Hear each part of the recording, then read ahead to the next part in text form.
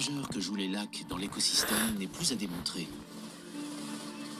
Les étendues d'eau douce couvrent seulement 1% de la surface de la Terre, mais abritent 40% de la biodiversité mondiale.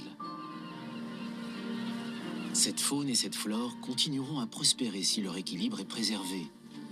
Or, rien n'est moins sûr à l'heure du dérèglement climatique qui fait baisser le niveau des eaux. Les lacs sont aujourd'hui encore pleins de vie.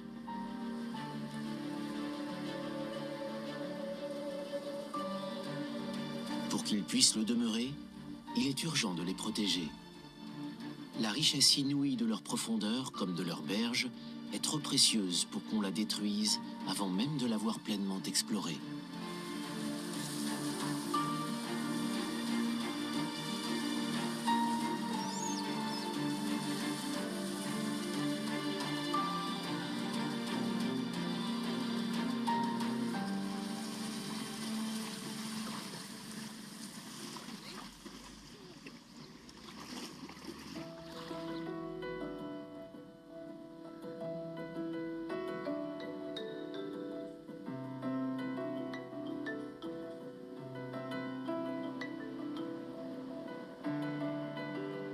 Dans le sud-est de la Finlande, tout près de la frontière avec la Russie, se trouve le 4e plus grand lac d'Europe, le Saimaa. C'est aussi le plus grand de Finlande. Il borde Lappeenranta au sud, Savonlinna au centre et Joensuu au nord. En réalité, il s'agit d'un assemblage tortueux de petits lacs, dont les berges totalisent à elles toutes 14 850 km. C'est peu ou prou la distance qu'il faudrait parcourir en voiture pour se rendre d'Helsinki au Cap. Comme l'a si bien dit l'écrivain russe Maxime Gorky, qui est passé par là au début du XXe siècle, ces paysages sont si beaux qu'on se croirait dans un conte de fées. Le Saimaa déploie ses flots en Carélie, une zone culturelle et géographique partagée entre la Finlande et la Russie. L'hiver, le lac disparaît sous la neige. Lorsqu'il reparaît avec les beaux jours, ces eaux scintillantes nous rappellent toute l'influence qu'elles exercent sur le paysage. Ce formidable lac était autrefois plus gigantesque encore. Il y a 5000 ans, il couvrait le double de sa surface actuelle. Puis, la Vuoksi s'en est mêlée.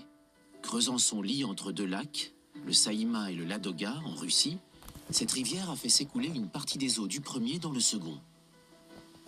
Le niveau d'eau du Saimaa a baissé, et le lac a pris la forme dentelée qu'on lui connaît, tandis que tout autour apparaissaient des zones humides d'une grande valeur écologique.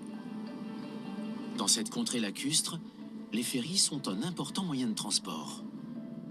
L'hiver, pour qu'ils puissent circuler, des chenaux de navigation doivent être ouverts dans la glace. Et pour éviter qu'ils ne se referment, les bateaux les empruntent toutes les 2 heures. Lorsque la couche de glace est assez épaisse, on peut aussi traverser le lac en voiture. Il faut alors bien respecter les distances de sécurité et surtout ne pas mettre sa ceinture. Mieux vaut être libre de ses mouvements si la glace venait à céder. Une probabilité toujours plus grande à mesure que la couche s'amincit. Elle a perdu une dizaine de centimètres en 10 ans, au gré d'hiver toujours moins froid. Cet adoucissement n'est pas sans conséquence pour le phoque annelé du lac Saimaa, une espèce qui s'est habituée à l'eau douce à la période glaciaire, mais qui est de nos jours très menacée. Il y a quelques décennies, elle était même en voie d'extinction, avec moins de 200 spécimens dans la nature. Pour survivre, ces animaux ont besoin de neige et de glace, car c'est dans les congères qu'ils creusent des tanières pour y mettre leurs petits à l'abri du froid et des prédateurs. Mais voilà, ces nids douillets fondent avec le réchauffement climatique. Une grande partie des phoques de Saimaa vivent au sein du parc national de l'Inansaari, vaste territoire naturel de 38 km². Miina Autila est biologiste et s'intéresse depuis longtemps à ces animaux. Pour pallier le manque de neige, car même si cela ne saute pas aux yeux, il y en a trop peu pour la saison, elle a réuni une équipe de bénévoles. Ils vont amonceler la neige et fabriquer ainsi des congères artificielles, où les phoques pourront creuser des cachettes pour les blanchons. C'est ici que nous allons préparer la tanière. Il y a l'amas de neige nécessaire. D'abord, on perce un trou dans la glace avec une tarière. Ensuite, à l'aide d'une jauge, on mesure la profondeur d'eau sous la glace. Il en faut au moins 1 mètre. Ainsi, lorsqu'on pose la neige par-dessus, le phoque dispose de l'espace nécessaire pour venir en dessous. Il gratte un trou dans la glace avec les griffes de ses nageoires avant et creuse sa tanière. Mais cela prend du temps. Et il lui faut un trou de respiration à proximité pour aller reprendre de l'air. Après, il retourne creuser. Les yeux des phoques de Saimaa sont plus grands que ceux de leurs congénères marins. Leur cerveau aussi. Ces mammifères marins possèdent une intelligence comparable à celle d'un chien. Plus la neige est ferme, plus la tanière sera résistante. L'idée est que le bébé phoque y soit au chaud et bien camouflé. Pour être invisible, l'abri doit être creusé dans un amas conséquent.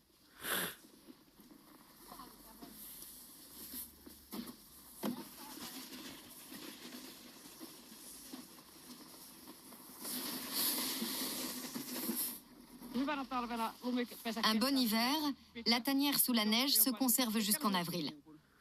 Lorsque le soleil monte plus haut, la neige commence à fondre et le toit de la tanière s'effondre. Le phoque annelé se sert de la tanière tant qu'elle lui offre un abri. De nos jours, il n'est pas exceptionnel qu'en janvier et février, il fasse doux et qu'il pleuve pendant 8 jours. Cela fait fondre la neige, surtout sur la glace. Miina et sa petite troupe de bénévoles interviennent depuis 2014. Leur méthode semble assez simple et efficace. Mais a-t-elle eu l'effet escompté? Actuellement, la population de phoques annelés de Saimaa est estimée à environ 440 animaux. Ce n'est pas beaucoup si l'on considère que ce phoque atteint la maturité sexuelle seulement à l'âge de 4 à 6 ans. La femelle donne naissance à un seul petit par an, et pas forcément tous les ans. La capacité de reproduction est donc bien limitée. Miina attendra le début de l'année prochaine pour voir les animaux. En période de reproduction, il convient de ne pas les déranger. C'est une règle que la biologiste et ses collaborateurs mettent un point d'honneur à observer.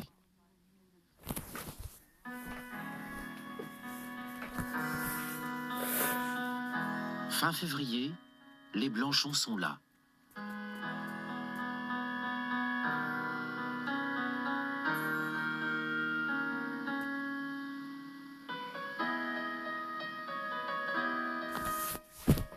Les bébés phoques têtent leur mère pendant 1 à 2 mois.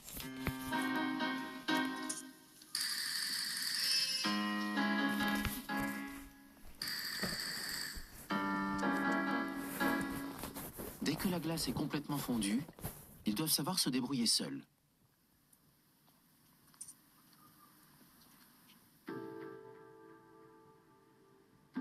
Si le phoque annelé est menacé de disparition, un autre animal présent dans la région se porte lui comme un charme. L'élan. C'est le cervidé le plus répandu dans le pays. Espèce emblématique des contrées nordiques de l'Europe, elle compte entre 80 et 100 000 individus, rien qu'en Finlande. Ces mammifères trouvent amplement de quoi se nourrir dans les zones boisées. D'ailleurs, ils ont une fâcheuse prédilection pour les jeunes pousses d'arbres, particulièrement l'hiver, ce qui nuit au bon renouvellement des forêts. 60% de celles-ci sont des propriétés privées. C'est néanmoins l'État qui assume la responsabilité des dommages causés par les élans dans l'ensemble des espaces forestiers.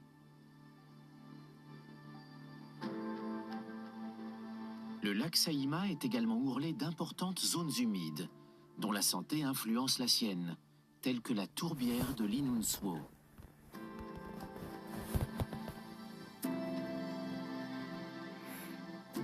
Un écosystème que nous avons bien failli détruire à tout jamais.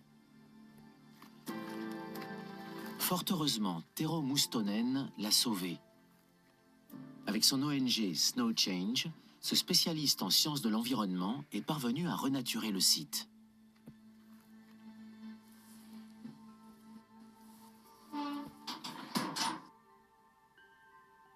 Il convient néanmoins de contrôler la situation régulièrement y compris en plein hiver. Ja sitten 1982 Entre 1982 et 2010, cette région de Linnunsuo était exploitée à des fins de production de tourbe. Eli tämä suurin piirtein koko tämä Dans quasiment toute la partie sud de cette tourbière, osa oli sitten tällaisen energia. on extrayait et produisait de la tourbe combustible. Melkein 30 vuotta. Cela a duré une trentaine d'années. Sitten se, että tämä kokonaan Cet écosystème a été complètement détruit, ainsi que la tourbière elle-même. Les tourbières couvrent 25% de la surface de la Finlande, un record en Europe. L'extraction de la tourbe est certes l'une des activités économiques traditionnelles du pays, mais d'un point de vue écologique, elle pose problème, car en vidant les marais de leurs eaux, on les vide aussi de leur faune et de leur flore. L'opération entraîne aussi la libération de sulfure de fer dans l'eau, ce qui fait grimper son pH, avec des conséquences dévastatrices pour la rivière que le marais alimente. kaikki kalat kuolivat täällä ja ne Tous les poissons sont morts ici. kesäkuussa 2010. C'est arrivé une première fois en juin 2010 Toisen kerran 2000. et une autre fois exactement un an plus tard, après une période de canicule suivie d'une tempête orageuse. Ja siitä tarkkaa On ne kalamäärää. connaît pas le nombre exact de poissons morts, Tuhansia ja tuhansia kaloja tietysti. mais il y en avait des milliers et des milliers. Tuonne isompaan jokeen ja myöskin sitten valtavia. Les cadavres ont dérivé ici, dans une plus grande rivière. D'innombrables mouettes tournaient au-dessus et les dévoraient. Sehän oli heille tämmönen C'était un véritable buffet à volonté. À la suite de cet épisode désastreux, on a cessé d'exploiter la tourbière, et Terreau a entamé le processus de renaturation. Il a fait en sorte que l'eau retrouve son niveau d'autrefois, et aussi que la qualité de l'eau s'améliore. Une tourbière en bon état de fonctionnement est un biotope qui stocke du CO2. Täällä on nyt sitten tämmönen Nous avons monté ici une station de suivi très sophistiquée. pitkälle kehitetty seuranta-asema. Elle contrôle en permanence l'acidité, la conductivité électrique, la température et le pH de l'eau. Eli tämän avulla voidaan Cela nous permet d'éviter de reproduire les erreurs passées. se hyvin hapan. Nous pouvons repérer plus rapidement l'acidité trop élevée de l'eau et d'autres problèmes et réagir plus vite. Ce faisant, on ne protège pas seulement les rivières alentours, mais aussi le lac Saimaa, où la faune se reconstitue.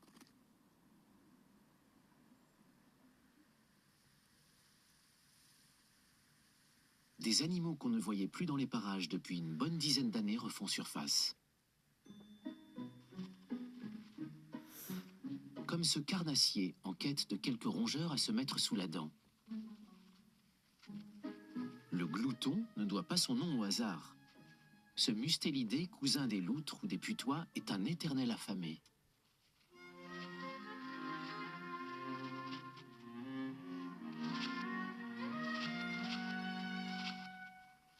On en compte environ 250 en Finlande.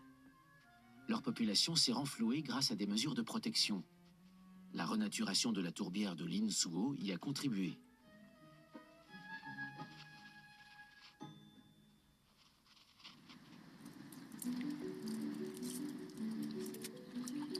Le printemps s'installe doucement, plutôt que par le passé.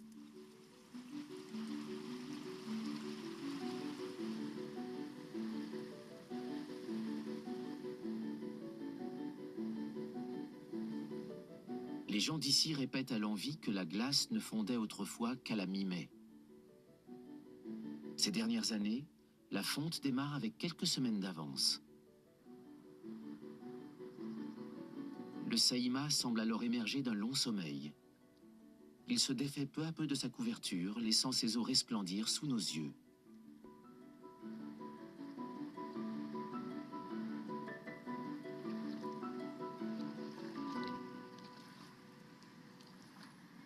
Mais le plus grand lac de Finlande ne dévoile sa splendeur qu'à partir du mois de juin, à l'arrivée de l'été.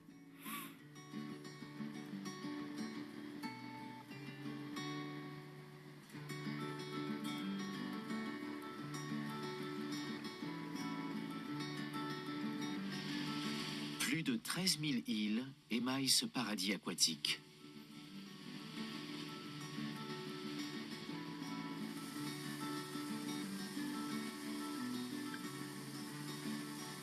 Cependant, tout ce qui ressemble à une île n'en est pas forcément une.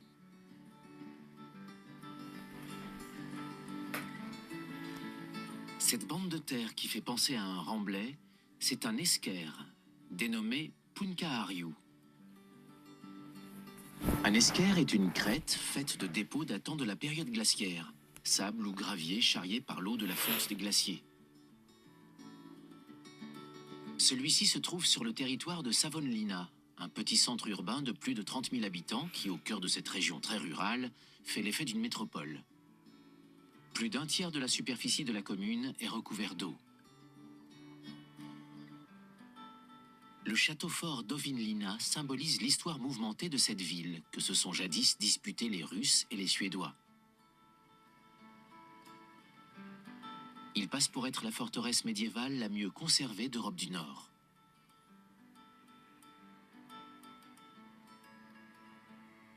À une vingtaine de kilomètres du centre-ville, se trouve l'église en bois de Kerimäki et son clocher. Elle a été construite au milieu du XIXe siècle.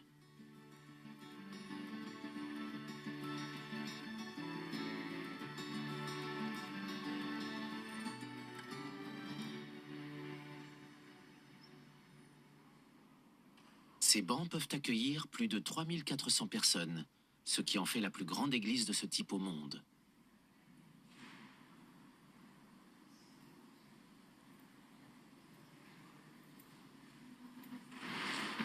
Si l'été on peut admirer en t-shirt l'intérieur de cette construction de bois très aérée, l'hiver il y règne un froid glacial. Matti Leesmaa en sait quelque chose. Il est guide touristique. Le matin de Noël 2021, il faisait moins 28 degrés. Et la messe a été raccourcie. Ce n'est pourtant pas la température la plus basse que j'ai vécue ici. En 1986, il faisait moins 32 degrés le matin de Noël. À l'époque, on n'avait pas encore de consigne de température. Et la messe a duré 1 heure entière. Depuis la fin des années 1990, il existe une règle selon laquelle, s'il fait très froid le matin de Noël, la messe ne doit durer qu'une demi-heure, 45 minutes maximum.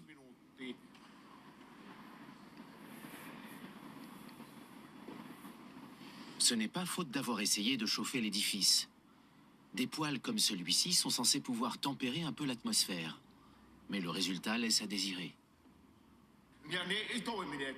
Ces poêles fonctionnaient, certes, mais ce n'était pas efficace. Le poêle était brûlant, rouge, et on pouvait transpirer du dos, du ventre, de la nuque, du front. Mais il fallait sans cesse lever les mains et les pieds vers le feu qui crépitait dans le poêle. Par contre, on se caillait comme si le poêle n'existait pas quand on était assis là-bas au bout des bancs. Alors que le poêle était écarlate, et le risque d'incendie était bien sûr important.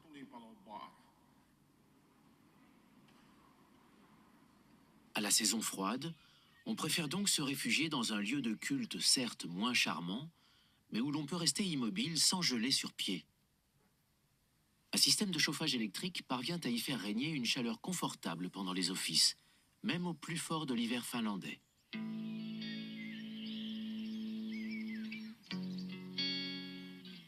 En cette radieuse journée d'été, le froid polaire est bien loin. D'autant plus que la belle saison est nettement plus chaude aujourd'hui qu'elle ne l'était encore il y a quelques années dans ces contrées, que ce soit au cœur des forêts ou en ville. Au mois de juillet, les températures peuvent dépasser les 30 degrés. Cela n'est pas sans poser quelques sérieux problèmes, notamment aux élans. Ces animaux supportent bien les froids extrêmes. Ils ne craignent pas les moins 50 degrés, même s'ils préfèrent la douceur. C'est entre 10 et 20 degrés au-dessus de zéro qu'ils sont le plus à leur aise. Mais quand les températures grimpent, ils courent le risque de souffrir de stress thermique. Autrement dit, dès qu'il fait trop chaud, ce paisible ruminant emblématique de la Finlande est en danger de mort. Le paysage aux 1000 lacs a accusé d'importants changements au cours du siècle dernier. La raison première en est bien sûr l'exploitation intensive que l'être humain en fait. Comme ici, dans la tourbière de Rae, à quelques dizaines de kilomètres du lac Saimaa. On y trouve des marais vieux de 9000 ans. Ce sont les paysages les plus authentiques qu'il y ait encore en Finlande, au cœur des forêts boréales de conifères. Mais là aussi, l'être humain a bouleversé l'écosystème. No, Suomessahan Après la Seconde Guerre mondiale, un vaste programme d'exploitation a été lancé, car on considérait que ces zones marécageuses étaient improductives. suoluonto on tuottamatonta. Avec le drainage, on voulait tirer parti de ces zones en créant des forêts, afin de fournir plus de matières premières à l'industrie forestière. Malheureusement, ce test à grande échelle s'est avéré une grave erreur. À cause de ça, on a drainé des milliers de kilomètres de marais en Finlande. Quelques 50 000 km² de tourbières ont été asséchés par un système de fossés de drainage, creusé par l'industrie forestière. Celle-ci emploie 1/5 de la main-d'œuvre industrielle du pays, qui est le plus gros exportateur de bois d'Europe. Cela a provoqué une énorme émission de CO2 dans l'atmosphère, et une grande partie de la biodiversité a été perdue. Nos lacs et rivières ont également souffert. Ils ont subi une forte pollution par la tourbe et l'humus. La matière organique a foncé l'eau des lacs et des rivières, autrefois claires, et provoqué l'eutrophisation des eaux en aval. Le rôle des tourbières est très important dans la nature finlandaise.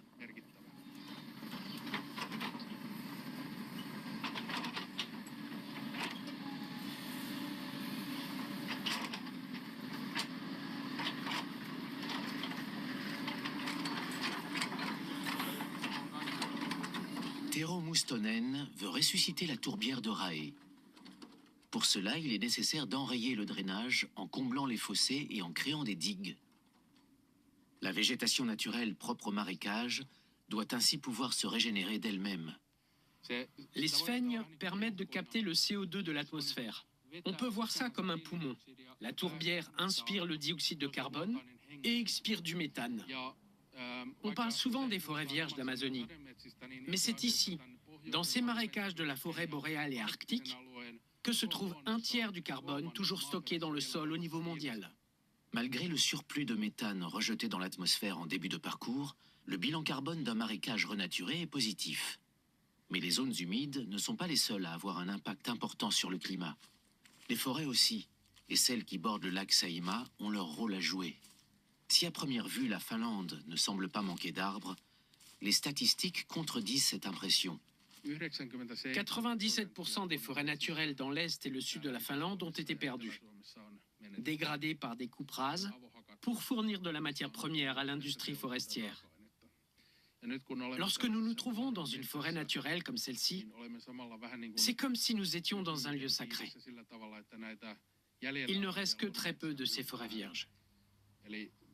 Il y a toujours un lien entre une forêt et un lac. L'état naturel du bassin hydrographique est la clé pour le bien-être du lac. Tero place ses espoirs dans les corridors écologiques. Ceux-ci doivent servir de trait d'union entre les marécages, les forêts et le lac, et aider ainsi la nature maltraitée par l'exploitation forestière à reprendre ses droits.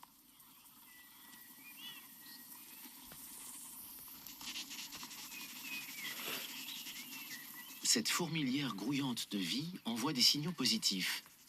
Les lieux sont assez calmes et sains pour que ces milliers d'ouvrières jugent bon d'y bâtir leur habitat.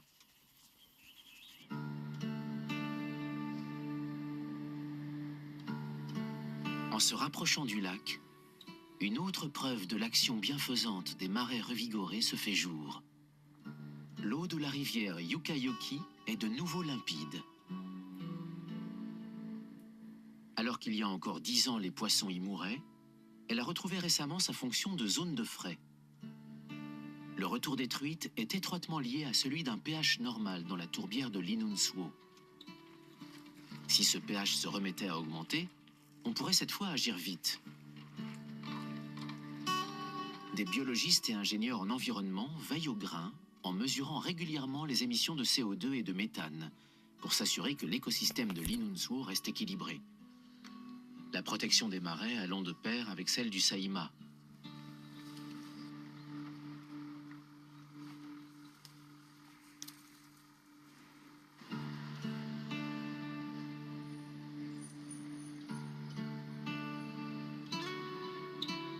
voici un peu plus à l'ouest, en périphérie de la ville de Joensuu. Ces vastes et magnifiques paysages lacustres sont des attractions touristiques majeures de la Finlande. Le pays mise sur un tourisme durable qui met en valeur ses sites naturels préservés. Si la plupart des Finlandais habitent dans l'agglomération d'Helsinki, ils aiment bien se mettre au vert le week-end. Beaucoup ont un point de chute sur le pourtour du Saimaa, quand ce n'est pas sur le lac lui-même.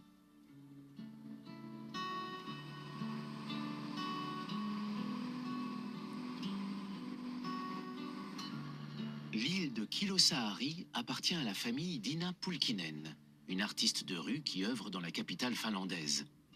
Son père, Heikki, vit à Savonlinna, la ville toute proche à laquelle l'île est rattachée. Une île propriété privée? Ici, c'est tout à fait normal. Sur Kilosaari, pas d'internet et très peu de réseaux mobiles.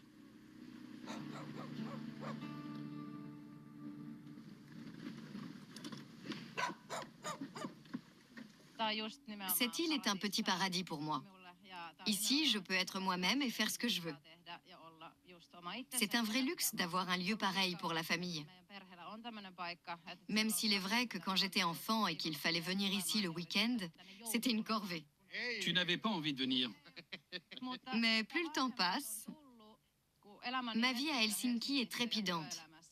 Et au travail, il y a souvent des périodes de stress.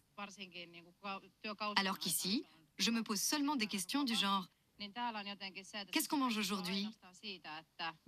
Est-ce que le réservoir d'eau est rempli? Est-ce qu'il y a assez de bois au sauna?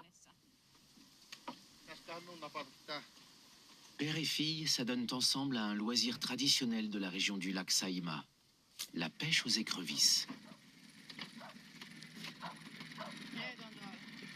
Dès qu'ils arrivent sur leur île, ils préparent leur matériel et s'embarquent.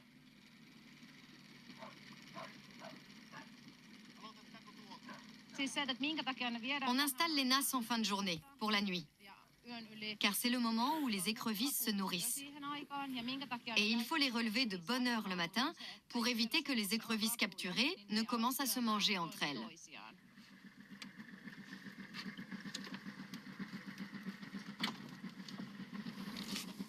Ina et Heikki jettent leurs nasses avant le coucher du soleil. En guise d'appât, ils utilisent des petits gardons ou autres poissons à chair blanche. Le lac n'est pas profond par ici. Les pièges reposent à environ 7 mètres de fond, ce qui suffit amplement.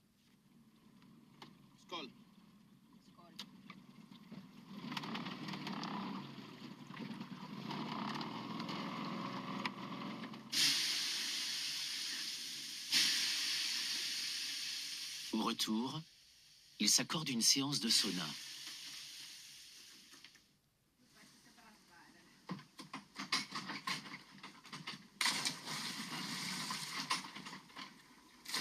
Après quoi, rien de tel qu'un plongeon dans le Saimaa pour se rafraîchir.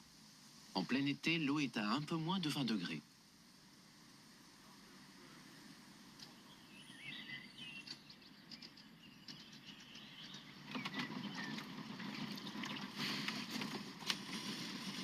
Le lendemain matin, à 6 heures, ils sont déjà sur le lac. Ils se sont levés tôt pour aller remonter les nasses.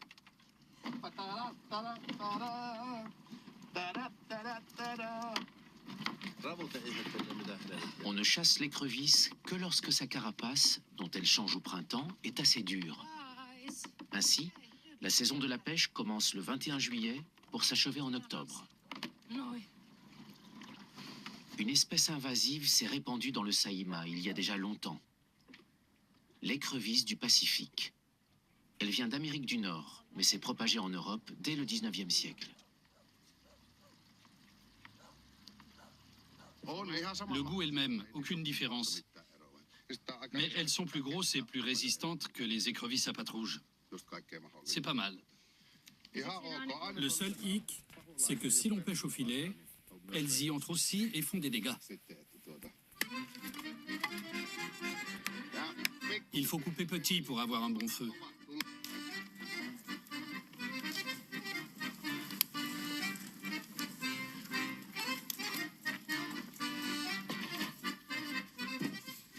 En fin de compte, c'est très simple.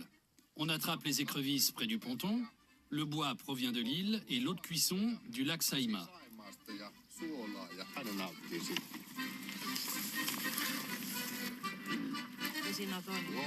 Il suffit d'ajouter un peu de sel, du sucre et de l'aneth.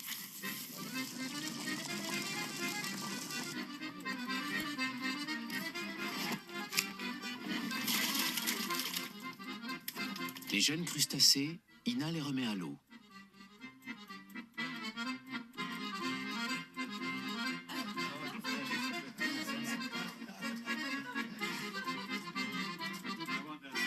Les poulkinènes donnent plusieurs soirées écrevisses chaque été. Une tradition dans toute l'Europe du Nord qui consiste à déguster les crustacés avec un chapeau pointu dans une ambiance festive.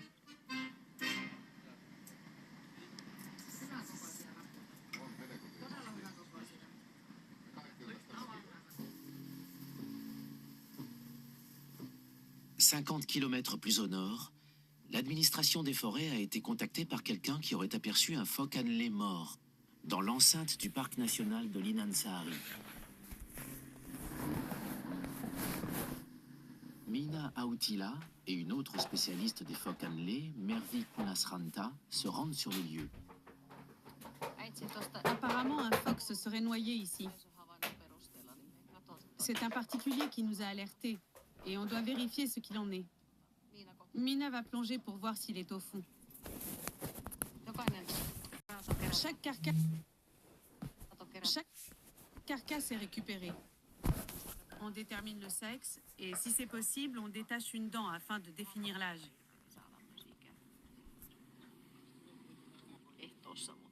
Les phoques ont une longévité surprenante. Le plus vieux dont on a déterminé l'âge grâce à l'analyse des dents avait 44 ans. Un bel âge.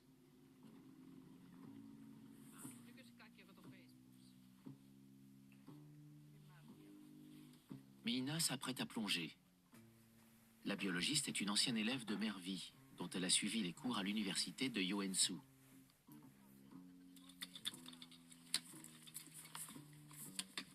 Aujourd'hui, les deux femmes se consacrent à la protection de cette espèce menacée.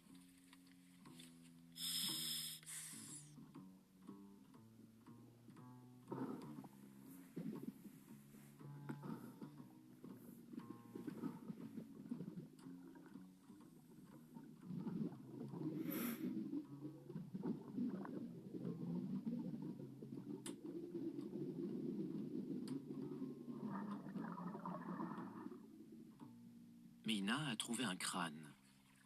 Serait-ce celui d'un phoque annelé?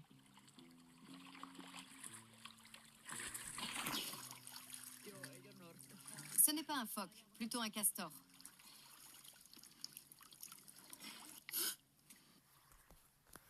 C'était peut-être une fausse alerte. Mais les chercheuses n'en ont pas terminé. Cet hiver, elles ont immergé un hydrophone dans le lac. L'appareil enregistre les sons émis par les phoques sous l'eau. Il est précieux pour nous. On l'a déposé ici en février. Il fait environ cette taille et il coûte 5 000 €. Alors on aimerait bien le récupérer. Comme il y avait une tanière de phoques ici l'hiver dernier, les sons d'un mâle ont sans doute été enregistrés.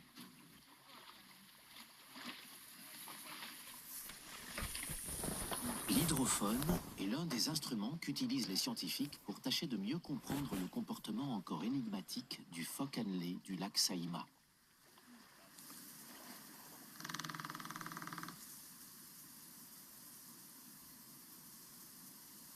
Ce qu'on entend là, c'est le chant d'amour du phoque mâle. Le précieux appareil est encore là. Miina l'avait tellement bien lesté qu'il faut de l'huile de coude pour le hisser à bord. Les sons enregistrés seront analysés au laboratoire de l'université.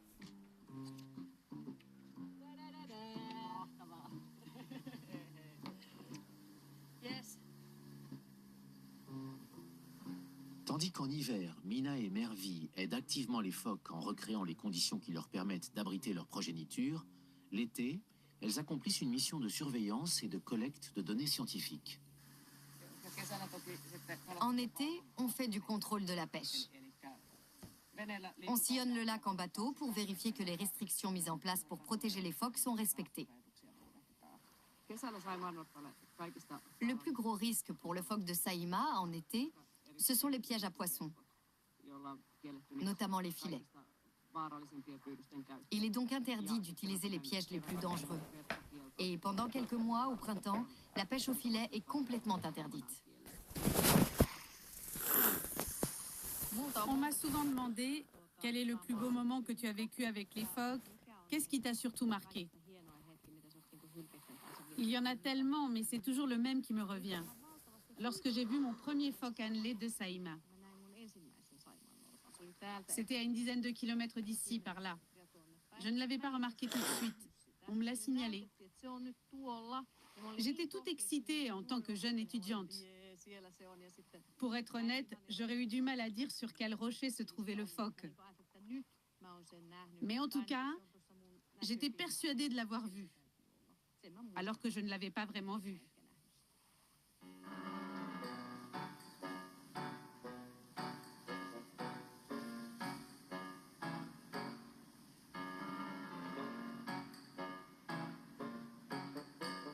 Il n'est pas donné à tout le monde d'apercevoir un phoque comme celui-ci.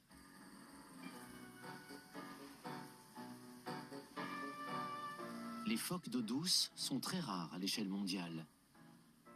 Hormis ceux du lac Saimaa, il n'y en a que dans 4 autres lacs. Les lacs Ladoga et Baïkal en Russie et 2 autres en Amérique du Nord.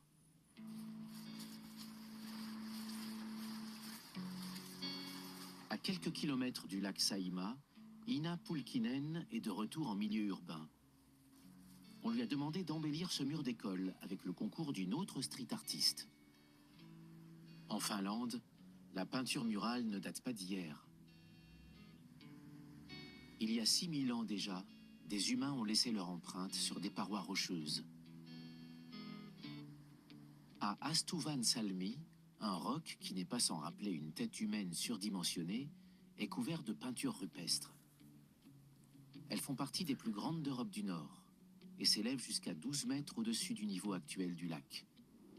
Preuve s'il en faut que le niveau du Saimaa était nettement plus élevé il y a 6 millénaires. Ina Pulkkinen, qui vient ici pour la première fois, est impressionnée par ces graffitis préhistoriques, si éloignés de ce qu'elle crée aujourd'hui à la bombe et au pinceau. Nos peintures murales, nous pensons qu'elles peuvent tenir pendant 10 ans. Et ici, il y a des peintures murales réalisées il y a plus de 6000 ans. Et elles sont toujours là. Comment est-ce possible? Les composants et les matières utilisées étaient vraiment de qualité. Si on veut réaliser des peintures qui tiennent plus longtemps au mur, il faut apprendre à utiliser du sang et du saindoux. Toutes ces choses qu'on utilisait à l'époque.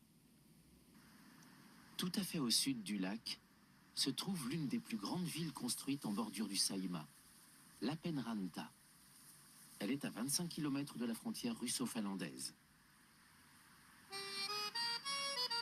Les touristes venus du pays voisin ont longtemps représenté une importante source de revenus pour cette ville de 70 000 habitants, qui a dû apprendre à faire sans quand le pays a fermé ses frontières aux Russes au vu des circonstances géopolitiques. Un autre secteur économique a provisoirement pris l'ascendant. La filière bois. Ces cheminées fumantes sont celles d'une usine de papier. L'exploitation forestière occupe une place importante dans l'économie finlandaise. 70 millions de mètres cubes de forêt sont déboisés chaque année. La coupe à blanc a toutefois un sérieux inconvénient. Elle entraîne la perte de l'humus, que le sol n'est plus à même de retenir. Kari-Matti Vuori, spécialiste de l'environnement, a étudié les conséquences de la déforestation pendant des années, en prêtant une attention particulière aux ruisseaux, dont le cours a été modifié par l'industrie forestière. De ces fossés provient une charge en nutriments, en humus, qui va vers le lac Saimaa. Cela provoque l'eutrophisation des rives. La visibilité est réduite, l'état du lac se détériore. Les rives sont visqueuses et envahies par la végétation. Il est donc important d'éliminer les nutriments de l'eau avant qu'ils n'atteignent le lac. Kari-Matti a trouvé une solution, et c'est le bois lui-même qui la lui fournit. En immergeant du bois mort dans les fossés, on favorise la formation de ce qu'on appelle un film bio à la surface du bois. Une fine couche de végétation dont se nourrit la faune benthique, constituée de petits invertébrés vivant au fond des eaux. Cette végétation de surface profite à toutes sortes d'organismes benthiques. Là, par exemple, c'est une larve de chironome typique.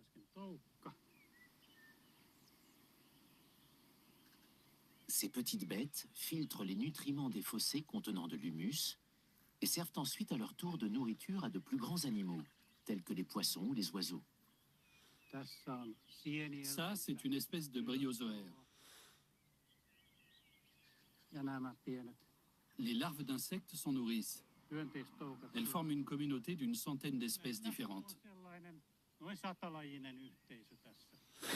Ce sont les ouvrières d'un système d'épuration.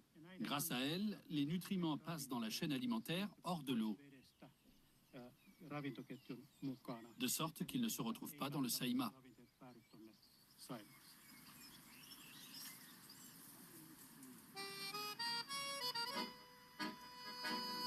Karimati applique ce concept à différents endroits. Aidé par des riverains, il a placé du bois mort non seulement dans des ruisseaux qui se jettent dans le Saimaa, mais aussi dans le lac lui-même. Cela doit contribuer à améliorer la qualité de l'eau. Et en discutant avec le Rotary Club local, une idée s'est fait jour, celle de collecter les vieux sapins de Noël. On a publié une annonce sur la page Facebook des Rotary, en incitant les gens à nous apporter leurs sapins de Noël après les fêtes. On les immerge dans le lac Saimaa. C'est ainsi que le projet a démarré. La première année, nous avons reçu plus de 700 sapins de Noël, alors que nous en attendions une centaine, peut-être 150. Les gens des villes ont été enthousiastes.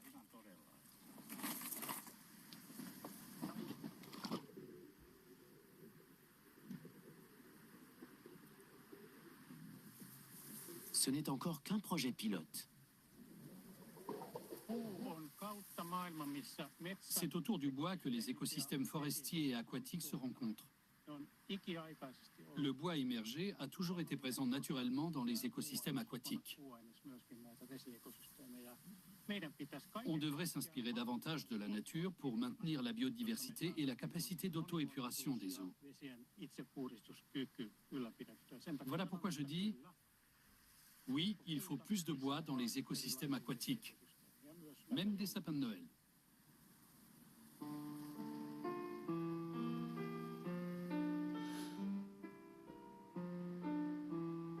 Karimati aura bientôt de nouveaux sapins de Noël à immerger ici ou là.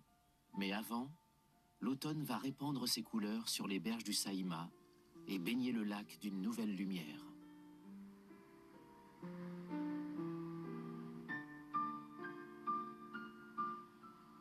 Une atmosphère mélancolique s'installe, celle-là même qui a inspiré des générations d'écrivains.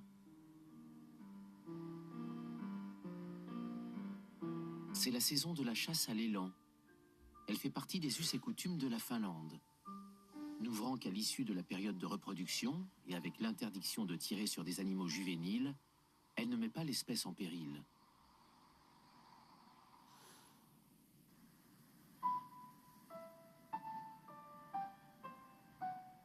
Quand l'hiver revient, le lac se couvre à nouveau de son manteau blanc.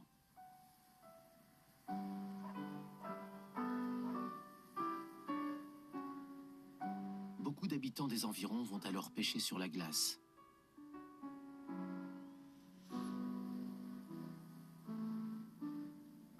Ils percent un petit trou dans la couverture désormais épaisse. Et ils s'arment de patience. Les eaux du Saimaa sont très poissonneuses et ils savent qu'ils ne rentreront pas bredouilles.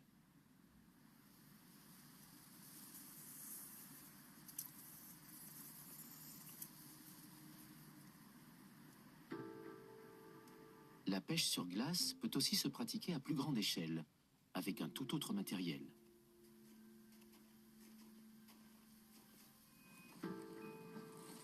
Ce n'est alors plus un hobby, mais une activité professionnelle qui se pratique depuis fort longtemps et nourrit bon nombre de familles.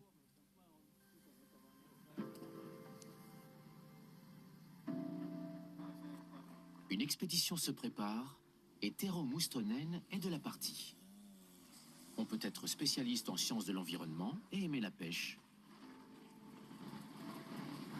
Cette activité lui procure un revenu supplémentaire. Il participe régulièrement à des parties de pêche, partant de l'extrémité nord du Saimaa avec ses collègues pour aller tendre un filet de plusieurs centaines de mètres sous la glace au milieu du lac. On appelle ce filet la Seine. L'histoire de la pêche à la Seine, du Corégon blanc, ici au lac de Purovesi, remonte à 700 ans au moins. On en trouve des traces dès le XIVe siècle. Cette pêche hivernale est désormais inscrite à l'inventaire du patrimoine culturel immatériel de la Finlande. C'est une reconnaissance de l'UNESCO pour ce moyen de subsistance, cette culture. Nous la pratiquons dans plus de 390 zones de pêche. Son équipe perce un trou généreux dans la couche de glace et pèse d'environ 60 cm. Et ce n'est qu'un début.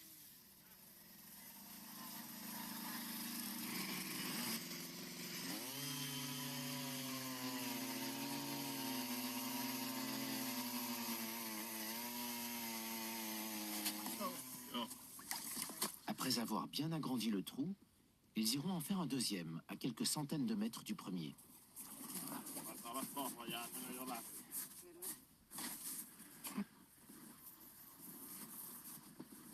À l'aide d'une torpille, ils tendent ensuite 2 cordes entre les 2 trous, après y avoir fixé leur filet.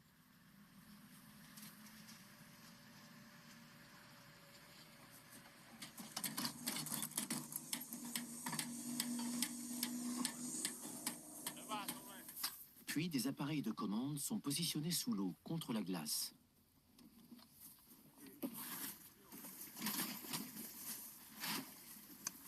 Ils doivent faire en sorte que les cordes forment un cercle, permettant au filet de se déployer.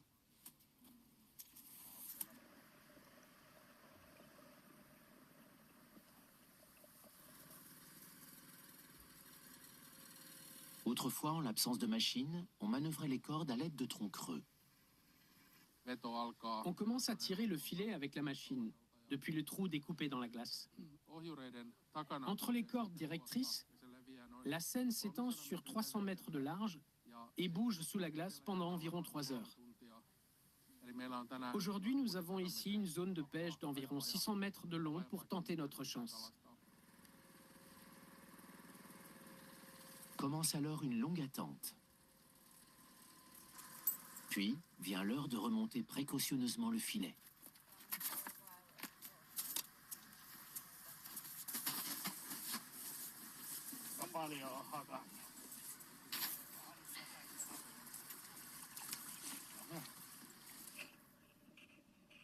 Il s'avère rapidement que la pêche a été bonne.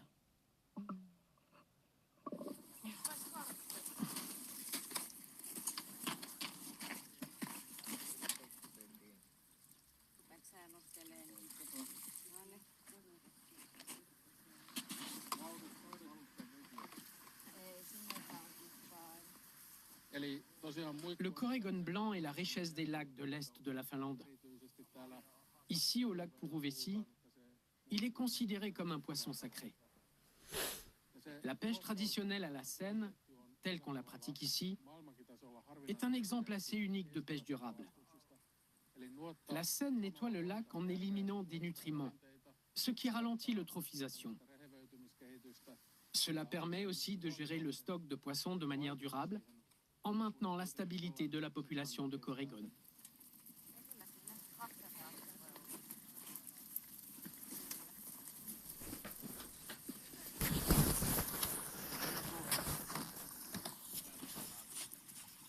Le changement climatique est l'une des plus grandes menaces auxquelles le Saimaa est confronté. Nous, les pêcheurs professionnels, nous sommes tous les jours ici sur la glace. J'ai aussi une formation de scientifique. Mais quand on voit comment les pêcheurs connaissent la glace, l'état de l'eau, la situation des poissons, c'est un savoir et une sagesse traditionnelle. En plus de ces connaissances, nous devrions garder en tête qu'ici, les humains et la nature ne font qu'un. Leurs intérêts ne sont pas contradictoires. C'est le message le plus important que le Saimaa porte au monde entier.